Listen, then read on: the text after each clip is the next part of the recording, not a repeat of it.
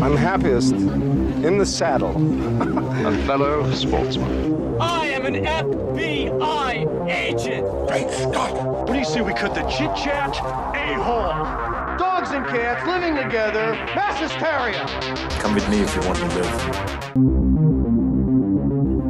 Hello, and welcome to Retro Ramble.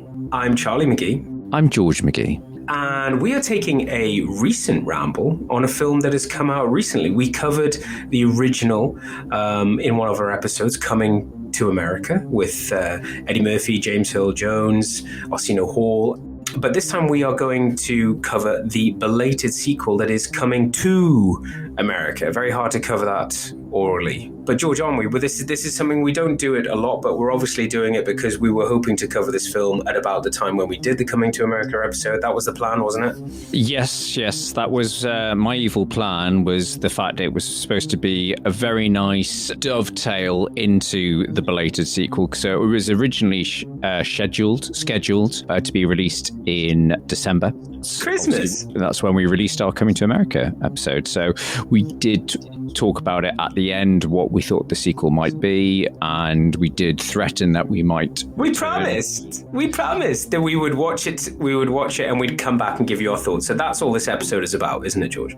Yes, do. And a few people have asked what our thoughts are on it. There's a lot of love for the original. Yeah, and so obviously we're going to try and avoid spoilers as best possible, but I think we will cover things that are probably in the trailer.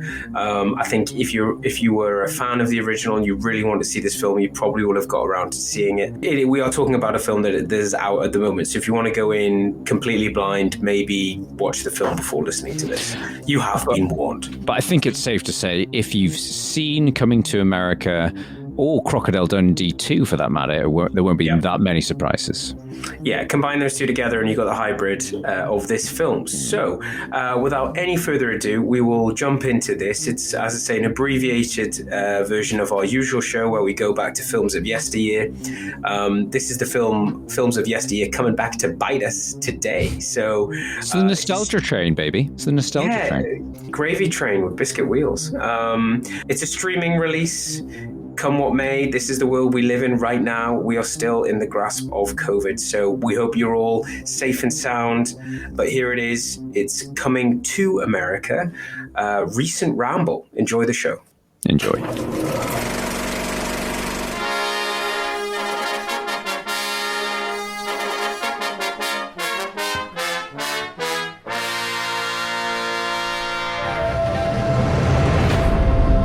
You must heed my words before I'm gone, my son. Now, you will be king. But the throne must pass to a male heir. Hakim, it appears you have a son. He must be found. Prepare the royal jet. We are going back to America. Oh, hell no, your majesty. I'm the king of this shop. That's funny in hell. Well. Say it again.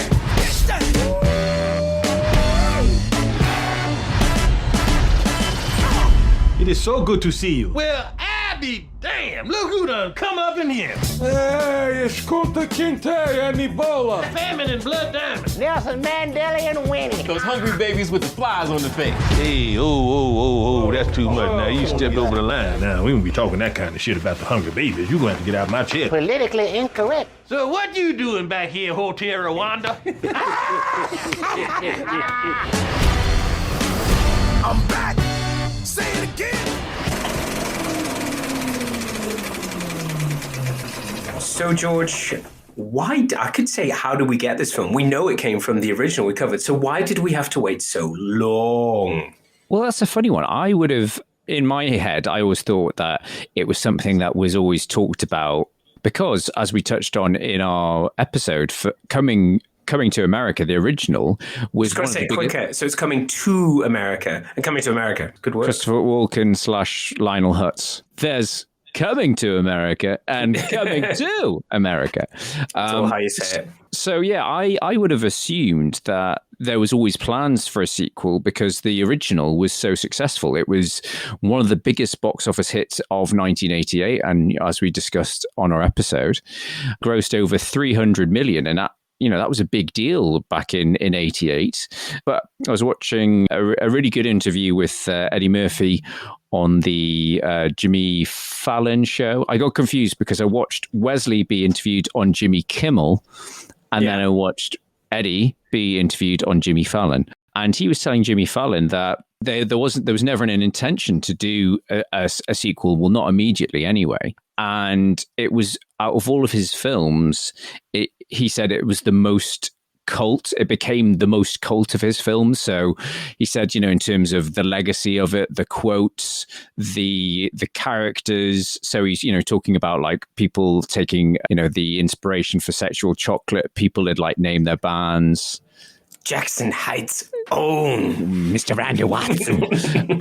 He talked, there's a Wendy's in LA that for Halloween rebranded itself as a McDowell's recently. Jay-Z and Beyonce went as Queen Jaffy Jaffer and Aeolian for Halloween recently. So, yeah, it has this lasting appeal out of all of his films, Yeah, more so, even more than Beverly Hills Cop. Because of that, it was like, well, people still love it. People still enjoy it. Let's why don't we be fun to get the everyone back together. So I think it was only maybe about 5 years ago that the wheels started turning on it. But he's, from the neutral, I say the neutral, I'm not a film aficionado like yourself, but from my point of view, it's like he was smart in that he came back with Dolomite. We're talking about Eddie Murphy here. I think he was like, I've got to get my mojo back somehow. And I think he very much discovered it. And then it's like, right. And I wonder, the cynic in me is saying that maybe he realized the way the industry works, he'd have to have a hit before he could go back to his other stuff. Otherwise it wouldn't work as well as it maybe has. And maybe a lot of the people who, whether they enjoy it or not, the people who go to see this film, maybe they're going to see it because of Dolomite, maybe not. But I think the success of Dolomite is a big reason why we have this film. And it's the same director, isn't it? Yeah, so it's Craig Brewer. And, well, yeah, he had quite a good year, I think. So Dolomite was 2019, I think, because he did that. And then he returned to Saturday. He hosted Saturday Night Live. And apparently he won an Emmy for doing that. So around the same time. And it was a big deal because he hadn't been on Saturday Night Live for... They didn't end on the best of terms, I think. I think there was some hiatus about writing or scripting or something with Lorne Michaels. I can't remember. But there's something political that happened. I think somebody badmouthed him and he said, right, I'm not going back on your show, when he was at his height of his career. Yeah. So I think there was probably some humble pie eaten on both sides to make that happen. It was, yeah, as you say, Dolomite was his best reviewed film since Dreamgirls, and probably his best reviewed comedy since, as you and I always bang on about it, Bowfinger. Yeah. Probably the last great thing that both Steve Martin and Eddie Murphy did. Bowfinger is probably so old it qualifies for a Retro Ramble coverage at some point. Yes. Yeah, I think you're right. I think he needed a hit, and that's why I was also surprised that Netflix would have sunk their claws and their money into him after Dolomite was, a success and well reviewed. I would have thought they would say, right. And I'm sure there was some talk of they were going to do Coming to America as well, but it's ended up at Amazon. And I think that's, I don't have anything officially to back this up, but I think there's probably some negotiation that's gone on. And also I think it's a Paramount thing. Well, that's it. Paramount obviously own the rights to it. They've got it's their decision. So it is a Paramount film. It's just being distributed by Amazon. And I saw no cinemas open, buddy. There's well, no cinema. I saw. What else are you going to do? I saw someone complain online when someone, I think, shared it on the Empire group on Facebook and said, "Oh, what people's thoughts on this?" And someone's like, "Oh, it's gone straight to Amazon. It means it's going to be shit." And I went back and I was like, "What other option do they have? Of course, it's going to be straight to streaming." But apparently, Amazon never share, and I think Netflix are the same, but they never share their actual figures, but they have said that it's their biggest hit since lockdown. So it's bigger than Borat 2 and any other of their originals. So it would be interesting to sort of say a what if none of the pandemic and this had been released into, whether it would have been released into cinemas or they're using the pandemic as an excuse. Part of me thinks it might have still just gone to streaming, because I don't think it would have had the chops. I think it's too much of a nostalgia fest, but I think that's why it's been so warmly received as well, because so many people are like, oh, let's revisit that. Let's sit in and watch it. Whereas I'm not sure if the cinema going public they'd be like, oh, who's Eddie Murphy? I think what's happened is you can see the time that we're in. I mean, do we remember why it was delayed? Because, I mean, the thing that just chides a little with this narrative of it being on, why is it on streaming, blah, blah, blah, blah. It's on streaming because of the pandemic, because the cinema is being shut. But the US is set to open its theaters in a week or something. They are planning, well, very soon. I don't know exactly when the date is, but I just know that has been tabled. So I just wonder that it's almost like they've put it onto streaming just before the US cinemas, but you wouldn't want this to be the first film. I mean, Tenet took a risk and took a hit, So yeah. I think maybe there's a longer story, but I think we're glad that it's finally out. I mean, if you think about it, yeah, it is. It's a big risk, because for any sequel to have that much of a gap, I mean, the one that I can think of, and it's obviously not a comedy, but one of the most beloved sequels we had recently was Blade Runner 2049, and that was 5-star reviews. Everyone loved, all the critics loved it, but it was a bomb at the box office in terms of because again, I don't know if people were that engaged with the original, and it was a very cerebral film, and it was pretty much made for the fans, as a bit like this film is. It's made for the fans very lovingly and affectionately. Yeah, and I wonder, are we talking different types of fans here? Maybe I think this film would have performed well at the cinema, but we'll never know. What we might see in the next 6 months is maybe a re-release. You never know. But if you look at the other beloved comedy sequels of note, Dumb and Dumber 2, that was not seen it. Oh, it's awful. I mean, I watched it with last month's guest, Husey, after several glasses of wine. And he was like, oh, yeah, it's fun. We'll really enjoy it. And I was just like, I wanted to like it, but it was a bit of a car crash. A lot of jokes that just didn't land. And I think that must have been at least 15, 20 years maybe, because Dumb and Dumber was 95. So, yeah, I think it was close to 20 years. And obviously Anchorman, I think that was about 10 years between the two. That wasn't bad. That to me, it was okay. It's like, especially if you accept that Anchorman was so left field, zany, and welcome when it came out. Was it 2005, 2004, that sort of time? Yeah. And so, yeah, they you could even accuse that of being lazier, because there was a smaller window and they kind of just retreaded. They retraced the steps a little bit and swapped a few things here and there. But you enjoyed going back to the cast, and it hadn't been that long. And they've, to be critical, they have done that a bit with this as well. They've looked at, there's a lot. If anything, this film does, I would say, over rely on nostalgia. But I think, should we talk about what each of us think of the film? Because we've been rabbiting on about the industry and why it's on streaming. Should we each give our input? How do you want to do it? Let's go for it.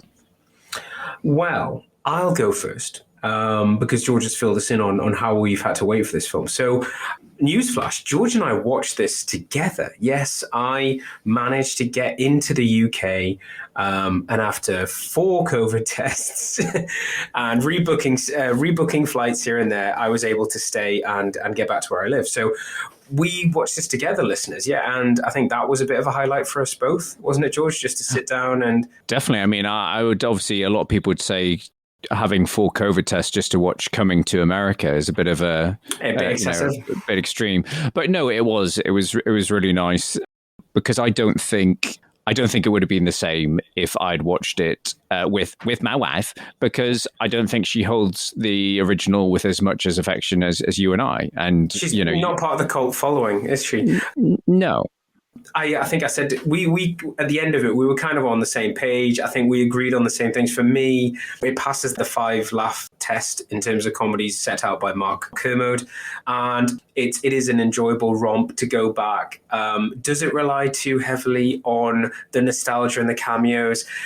if it does, if you're a true fan and if you follow this film and if you like our podcast for the films we cover, I think, like us, you'll have a smile on your face. You'll enjoy that. Yes, they're pushing your buttons, but in my opinion, are they really pushing your buttons any more than, say, Steven Spielberg is when he plays music at the right point in a film? It's like, I think my only complaint, or I can see why people have had problems with it, is that it's because of that, is that they do rely on maybe the success of the previous film. But to be fair, people would have hated it if they tried to do something different. So in a non-win-win scenario, they did what Disney couldn't do with Star Wars, which is just give the people what they want. I think they dealt with it better.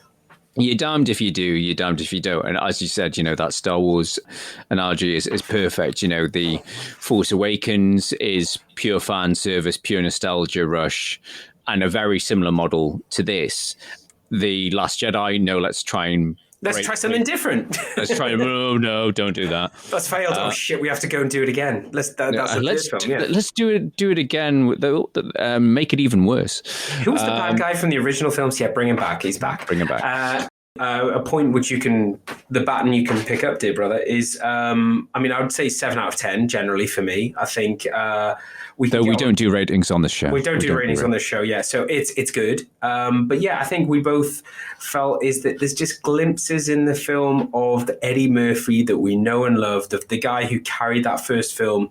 And I think it's not even a criticism. It's like you kind of get the feeling, is sidelined the right term? I prefer the term, he kind of steps aside to breathe life into a new plot, and you kind of miss him a little bit. Very much so.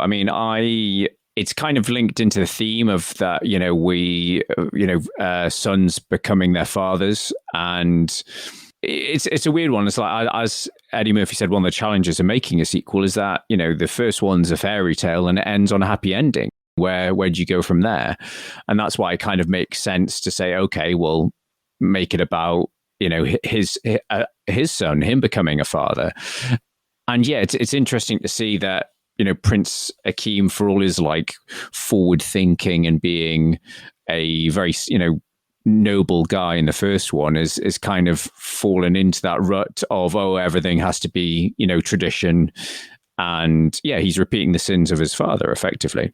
Ultimately, yeah, I think Eddie Murphy does get sidelined, and I think there's a bit more fun with Arsenio Hall's character Semi, as he always was more comic relief in the first one anyway, but they are both having so much fun as the other characters, and it's a real shame because those I think you're safe to say, because we were both giggling along at the same parts, is that the other characters they play under obviously layers of prosthetics are hilarious, and they're the most fun they're the high points for me. Some of the characters you're familiar with, so if you've seen the trailer, don't know how through some sort of magic age-defying serum the barbershop guys are still alive. And still the same age. Still the same, as is the Reverend Brown. Don't ask too many questions. No, I think because they have, I think maybe with you saying that, I feel like the Eddie Murphy is kind of silent. That Prince Akeem, I will empty your garbage. That guy's been put in the background, but they are there all the time. They're there in the characters, and you can get the feeling that Eddie Murphy's doing work in the background. Well, that's it. I think we said that in the original, that Eddie's playing the straight man in that, and it's how people play off him. But there's the comedy that comes out of his naivety and that the fish out of water thing. Yeah, fish out of water thing. Whereas in this, because its majority of it is set in Zamunda, you haven't got it's more about as you say, it falls to the character of his son, played by Jermaine Fowler. Well done, by the way. I thought all of the supporting cast, like all the new faces, so his daughters and his son, and who's the comedian from Leslie Jones. She's brilliant in it. She's brilliant, and I just.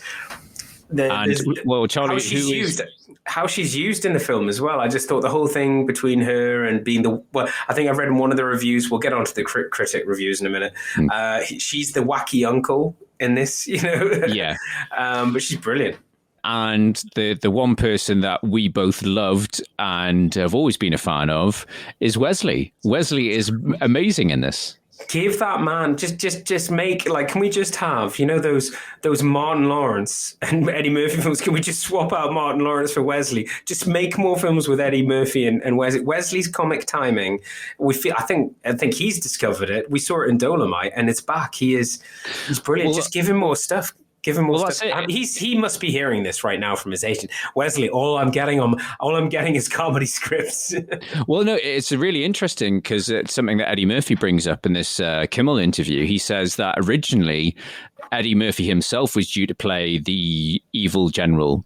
And he was going to do it under prosthetics. And he said he was going to play it completely differently. But when they were working, they've known each other for like 20, 30 years. If they've known each other since like the late 80s. And I think actually Wesley Snipes auditioned for the role of Daryl, I think, in the original Coming to America. Right, so there's a coulda, woulda, shoulda for you. Yeah, Eddie Murphy says, I find it really, it's really frustrating that, Wesley's been pigeonholed as this action guy because he is a brilliant comedian. He's a brilliant dramatic actor.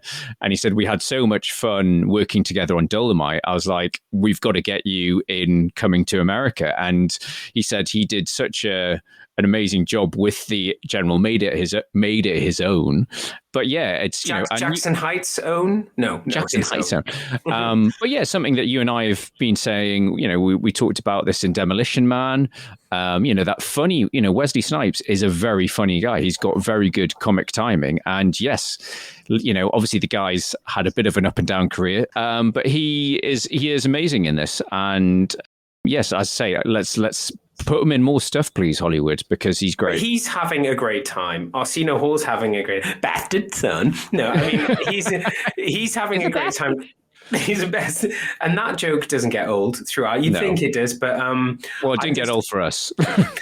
I think that this film delivers, and it gives the audience exactly what it would like. I think the fact that you've got James Earl Jones there, who I noticed is obviously, he's an old man now, but this film is obviously important enough to get him out, because they could have killed him off. They could have written him out. Given his age, he really wanted to be in this film, and he's a vital part of the legacy of the story, which we won't go into. No, but of the Coming to America, you do associate it with, James Earl Jones is such a big part of that. Like the original, the sequel has a lot of heart, and its heart's in the right place, and it has some nice messages to it. As you and I talked about after watching it, there probably will be some people, and you will probably go into this on the critics review. Some people might complain that it's, too woke, too updated for a modern audience, but times change, and I think you do have to mix things up. Yes, it does lean a bit too much into the nostalgia. I mean, I had to scoff at the bit where one of the opening shots, a row of photographs in the Royal Palace in Zamunda, and there's a picture of the barbershop guys. Why would he have a picture of the barbershop guys? It's like, yeah, this just does kind of tie into the whole South Park member berries. Yeah. Remember the barbershop guys? Remember this, remember that? And yeah, there's a McDowell's sort of gag very early on, and I thought, oh God, is that all we're going to get of the brilliant, Leo McDowell? We didn't see much. He's in it again, but he's underused as well. He's underused, but John Amos, he does crop up later in the role for a very emotional and poignant bit in the story. So I thought that was really nice. So yeah, McClane. Wrong place at the wrong time. Just everything he says in Die Hard 2 is gritty. I kind of like you, McClane. I just love that guy. I just want to watch more of his movies. What I want to say is, yeah, I did really enjoy it. I don't think I enjoyed it probably as much as you, but I still think it's a lot of fun. If you're, as you said, if you're a fan, if you love the original and you revisit the original quite a bit, then I think you will get a lot out of it. It's one of those things that it's a risky bet of just giving people, of any sequels, like give people the, what they want, but give them, differently. And I think this film does that fairly successfully. In a similar instance to the Bill and Ted sequel, Bill and Ted Face the Music. It's very familiar, but it's doing it with a new sort of generation of characters. Yeah, I say it does probably bring everyone back, but I think some of them, yes, they may be unnecessary, but I say some of the returning cameos are some of the funnest bits in it. So, I'm glad they were put in it. Definitely agree. And actually, the one thing I was going to say, it's a lot more musical than the original. I mean, we did colourful. The costumes in Zamunda are amazing. Like, I thought the whole way it's shot. Well, I know we joked about it in the original. Coming to America has like a 4-minute dance sequence choreographed by Paula Abdul, but that's excessive. In this, there's a lot of musical numbers, and that may be linked to Craig Brewer did the Footloose remake a few years ago, so maybe he has a thing. There's a remake? You tell me this now? God. Oh my God. But yes, and some of them are a lot of fun, the musical moments. Some of them are very random. I had a smile on my face watching it, and I probably will watch it again with my wife because I think she'll enjoy it. I think that's the advice. And, to all of our Retro Ramble followers out there, in terms of how this sequel fares, I haven't actually seen the follow-up to Bill and Ted. Yeah, I haven't had a chance. So watch it. I was going to try and watch it. I just didn't have time today before we chat, so I could throw my opinion in on that. But yeah, there's been some misfires. Have you seen Bad Boys for Life yet? No, but it's cheap on iTunes at the moment, so I might buy it. I think it's free elsewhere as well, which is the best price. No, I think it's definitely a film that if you've got any love for the original or Eddie Murphy in general, you've got to go back and see it. And I think they've done a much better job with it than they could have done.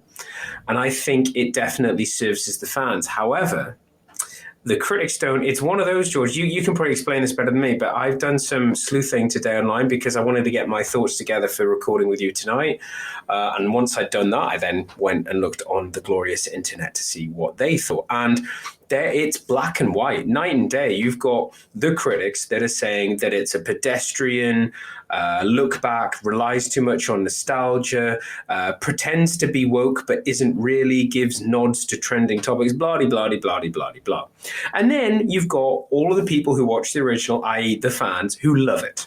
So listeners, make up your own decision. But I mean, George and I can see why people would find fault with this film. It has been done with an agenda. They have tried to make it sellable. It isn't a follow-on sequel. It hasn't been made by the same director a few years after the first film. It doesn't stand next to the original like a lot of sequels do.